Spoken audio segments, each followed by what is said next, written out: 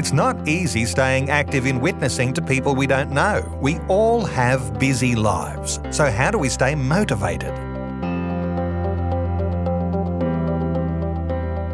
To stay active in witnessing, we need the support of others, and they need our support. We can have great personal discipline and set goals and have great intentions, but for most Christians, when it comes to outreach, this just isn't enough. We need accountability and encouragement, and that comes through journeying together with other like-minded Christians. Jesus even sent out his disciples in twos. Why? He understood the importance of supporting one another, and it's very hard to sustain this particular focus on your own. This is why we work better in teams. Would you be open to starting an evangelism group in your church made up of people who would like to share their faith more with strangers? To do this, the first step would be to discuss this with your pastor, because you want to fit with the vision and dynamics of your church. Once you have their permission, your goal as an evangelism team would be to work together, motivating and encouraging each other, helping each other to stay active in outreach, and to keep learning different skills and approaches together so that you can be as effective as possible. How often should your team meet or outreach? This depends on your group and the level of commitment you want, but I'd encourage you to meet reasonably regularly because staying motivated is hard for a lot of people. Excuses not to get out there and talk with people are easy to come by. So if you can build some momentum together and really enjoy hanging out, then hopefully those involved will be looking forward to it, not dreading it. One church I know that has been successfully going out as a team meet on the third Friday of every month to evangelise. They are also offering training for those who want to be involved and just for people to come out and observe if they want.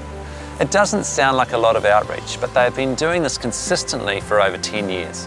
They enjoy what they do, their church prays for them and encourages them, and they are being effective. If we are to sustain our efforts, we need to work in teams under the covering and with the blessing of our churches. We need to pray together, to encourage each other, to learn together, finding tools that can help, and we could do role plays together to increase confidence. And then when we go out together to outreach, the more experienced ones mentor the newer ones to help them gain confidence and to learn good people skills to relate well and positively with the people they meet. In a church, maybe 10% of us have the heart and boldness to reach strangers. A great goal for the other 90% in the church is to engage people they already know in spiritual conversations. 40% of non-believers have a church-going friend, so this is a worthy goal for them. One of the mistakes I have made as an evangelist is making those who are not so passionate or engaged feel guilty. This doesn't help our cause. Not everyone is at a place where they feel comfortable sharing Christ, particularly with people they don't know. So rather than being judgmental, we do well to gently encourage others to take steps towards being more active in sharing their faith.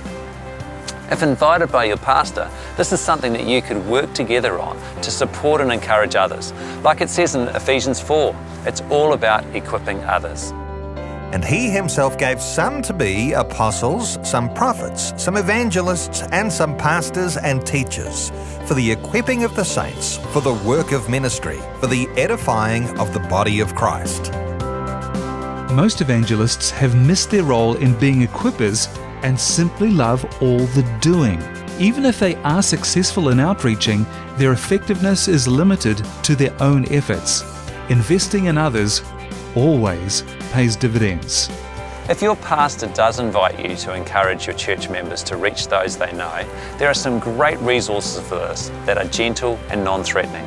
They usually focus on a highly conversational approach, and I've seen a lot of church people willingly embrace this kind of approach. Be in touch and I can point you to some of these online resources. Thanks for listening in. I hope you enjoy your discussion time considering what the goals of your team could be. And in the next session, we're going to be talking about our approach and attitude in evangelism, because we want to represent both God and our local church well.